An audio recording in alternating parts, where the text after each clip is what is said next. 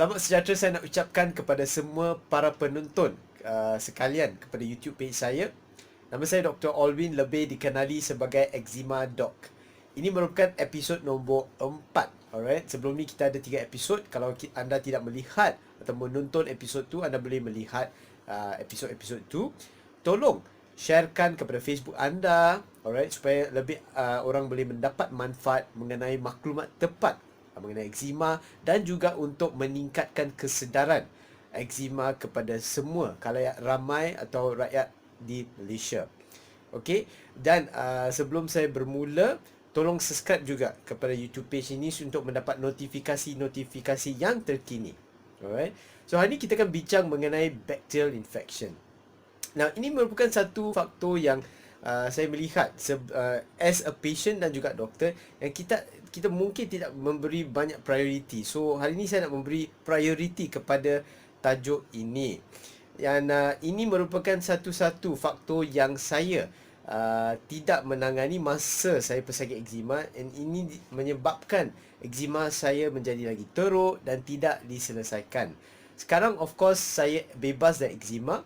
Of course eczema kita tak boleh pulihkan, tapi saya dah bebas dari eczema menggunakan beberapa prinsip-prinsip yang saya akan memberitahu nanti. Alright. So hari ni saya nak memberitahu lebih kepada masalah bakteria dalam eczema. Tapi kalau kita nak memahami topik ini, kita perlu memahami konsep kulit. Masa saya medical student di AIMS University Sungai Petani Kedah, saya masih ingat pencara saya bertanyakan kepada semua para pelajar batch saya, apakah organ terbesar di badan kita. Jadi ada orang yang menjawab jantung, alright, pasal tu kita dengar besar kan, paru-paru, buah pinggang, all of this. Tapi pencara tu memberitahu sebenarnya jawapannya adalah kulit. Kulit merupakan organ terbesar di badan kita. And disebabkan itu, penyakit atau masalah-masalah kulit boleh menyebabkan banyak masalah dari segi tampilan, okey, tampilan kepada masyarakat, dan juga condition-condition yang boleh menyebabkan soal hidup mati sebagai Steven Johnson syndrome, anaphylactic shock. Ini beberapa emergency atau kita cakap dermatology emergency conditions. Hari ni saya nak cakap pasal kulit ni. Jadi untuk pesakit eczema, kita mesti tahu anatomi. So kulit ni kita boleh bahagikan kepada 3 lapisan secara am. Nombor 1 epidermis, nombor 2 dermis, yang ketiga subcutaneous tissue. Untuk masalah eczema biasanya kita fokus kepada epidermal layer. So epidermal layer kita juga ada boleh bahagikan kepada beberapa layer, tapi kita akan fokus kepada layer atau lapisan yang kita panggil sebagai corneal layer. Alright. So dalam kes eczema, pesakit eczema, kita boleh membuat rumusan disebabkan kebanyakan pesakit eczema mendapat atau menghadapi mutasi dalam filaggrin gene. Okay, apakah filaggrin gene ini? Itu disebabkan tu kita panggil eczema sebagai masalah genetik. Alright, genetik, interaksi genetik dengan persekitaran. So masalah filaggrin gene ni, kalau ada mutasi, protein filaggrin, okay, protein filaggrin yang kulit ni memerlukan sangat akan berkurangan. Alright, jikalau filaggrin protein ni berkurangan, dia akan memberi banyak kesan sampingan kepada pembentukan kulit, especially khusus kepada corneal layer. Alright, lapisan luar. So nombor 1, apakah kesan kalau filaggrin protein ni berkurangan? Nombor 1, dia akan menyebabkan inflamasi corneal layer. Itu disebabkan kalau dia tengok pesakit eczema, dia kering, merah, itu inflamasi lah. Yang kedua, kebolehan kulit untuk memerangkap air dalam lapisan kulit tu terjejas. Maknanya banyak air keluar. Alright, pasal tu kulit tu jadi kering. Yang ketiga, disebabkan filaggrin protein tu berkurangan. Nombor 1, pH skin kita. Kita kan pH tu memberi kita lebih clue kepada masalah asid atau alkali. Jadi pH kita akan berubah. Alright, physiological pH kita atas kulit tu akan berubah, dan ini akan merangsangkan Ini saya nak anda dengar betul-betul. Ini akan merangsangkan bacterial growth. Alright, bacterial growth maknanya jangkitan bakteria ke atas kulit kita. Alright.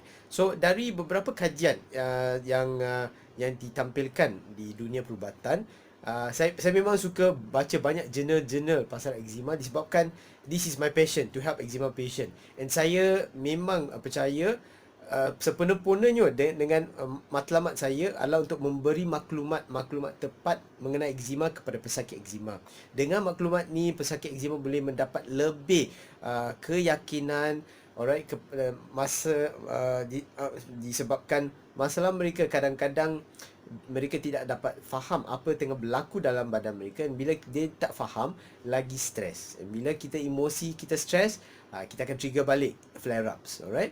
So satu kajian yang saya tengok, yang I would say one of the best published research yang dibuat di antara kolaborasi department, okay, in fact I'll read it, Department of Dermatology Chiba University Jepun dengan Department of Pathology University Michigan Medical School USA.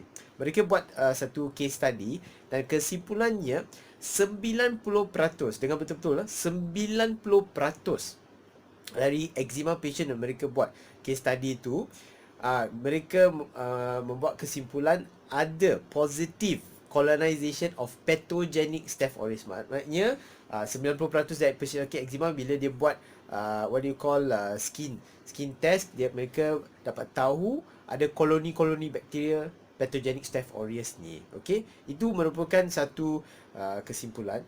Ada juga lagi satu yang memang I would say these are all renowned journals. Saya dapat ni dari JAMA Dermatology. JAMA Dermatology merupakan one of the most I would say credible journals of dermatology. And also maklumat ni saya dapat dari National Eczema Association of USA. Alright. So there is a professor yang dinamakan Dr. Herbert. Okay, saya nak baca supaya saya bagi maklumat yang tepat. Dr. Herbert B. Allen merupakan profesor at Drexel University College of Medicine. Beliau membuat kesimpulan yang bakteria akan membentuk satu lapisan kita panggil biofilm, okey, atas kulit kita. Apakah kesannya? Kesan ini kalau biofilm tu dibentuk atas kulit, biofilm ni akan kita cakap menyekat saluran peluh dalam kulit kita. Dan disebabkan ini akan menyebabkan kesan-kesan lain seperti activation. Kita akan aktifkan molekul-molekul immune system kita. And hence kita akan dapat autoimmune reaction, and then kita akan dapat inflamasi, kulit gatal, kulit kering. So benda-benda ni sangat-sangat penting dalam kita, untuk kita faham untuk macam mana kita nak menangani masalah eczema ini. So apa akan berlaku kalau kita ada Staph aureus? Kita dah dapat tahu macam mana Staph aureus itu datang. Of course persekitaran tu ada Staph aureus, tapi macam mana Staph aureus ni akan menyebabkan simptom-simptom eczema? Saya akan menjelaskan sekarang. So apa akan jadi? Staph aureus ini akan menembusi lapisan kulit, alright, dan dia akan target satu sel yang dinamakan mast cell. Dia akan target mast cell ni. Mast cell ni akan, kita boleh cakap dengan perkataan senang nak faham, mast cell ni akan pecah. So kandungan mast cell ni apa? Histamin. So histamin ni akan release, dia akan keluar pergi mana? Pergi kulit. Jadi bila dia pergi ke lapisan kulit, of course sekarang anda memang dah pandai, semua cerdik dah, saya punya student eczema. Anda akan tahu histamin ni akan menyebabkan kulit kering, kulit merah, inflamasi.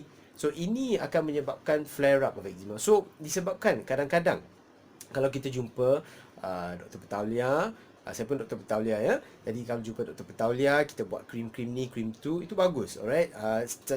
Tapi ada batas juga. Tapi kalau kita tak menangani masalah bakteria ni, benda ni akan berulang-ulang. Disebabkan ini yang konsep yang saya guna untuk pesakit saya. Of course saya mencampurkan internal, saya panggil sebagai internal treatment dan external treatment. So external treatment yang maknanya dari segi krim yang kita apply, kita mesti menangani masalah bakteria. Kalau kita tak menangani masalah bakteria ni, eczema ni akan berulang-ulang. Perasan tak? Kita letak krim, dah okey. Lepas tu datang balik. Kadang-kadang dia datang balik lagi teruk. Alright, itu kita panggil sebagai TSW atau Red Skin Syndrome. So, ini merupakan episod keempat dan saya harap video singkat ni boleh memberi anda maklumat tepat mengenai bacterial infection in eczema. Kalau anda perlu pertolongan atau bantuan konsultasi, anda boleh menghubungi saya dalam page Facebook saya ni, dinamakan Eczema Doc. Okey, anda boleh tengok kat sini, alright, kat sini Eczema Doc. Dan Eczema Doc page ni anda boleh inbox saya untuk buat appointment konsultasi dan saya akan memberi anda petua macam mana nak keluar eczema. Ini merupakan misi dan matlamat hidup saya adalah untuk menolong, alright, sebanyak-banyak pesakit eczema saya. Untuk fasa pertama, matlamat saya nak buat secara lokal, secara tempatan. Saya nak menolong pesakit dalam negara yang saya sayangi, orang Malaysia dulu. Lepas saya settle tu, saya akan pergi ke beberapa negara lain. Tetapi sekarang juga saya dapat banyak message dari pesakit dari luar Malaysia dan benua lain, tapi saya tak nak bagi tahu lebih pasal tu lah. Jadi pasal tu saya nak bagi dalam bahasa Melayu, bahasa Malaysia, supaya rakyat Malaysia boleh mendapat manfaat. Saya nak ucapkan terima kasih. Jangan lupa untuk share dan subscribe. See you soon and God bless you.